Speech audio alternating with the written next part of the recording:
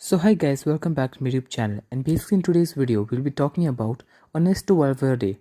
So many of you guys may have not heard, but he has been surprisingly linked to the Manchester United job, mainly as an interim coach. So guys, basically in today's video we'll be talking about Ernesto Valverde and also his tactics and how he would suit Manchester United. So if you're new to the channel guys, then please be sure to like and subscribe for more such content. So let's get straight into the video guys with a tweet by Fabrizio Romano on his Twitter account.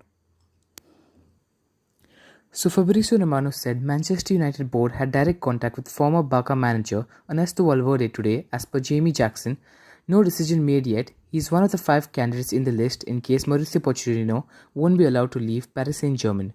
So basically this deal hasn't been confirmed, or maybe it's not that solid as people think, but coming from Fabrizio Romano confirming that there has been contact between Manchester United and him, it could look like this may be a possible deal.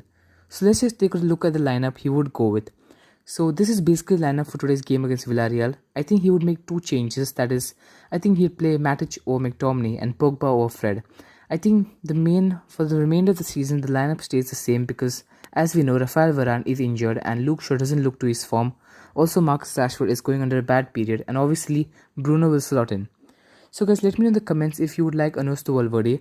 A little about him guys. He plays a bold attacking brand of football, and over his time at Bilbao in Spain, he has shown a clear preference for the 4-3-3 formation. However, he is very tactically flexible. He also can shift to the 4-2-3-1 formation and also to the 4-2-2-2.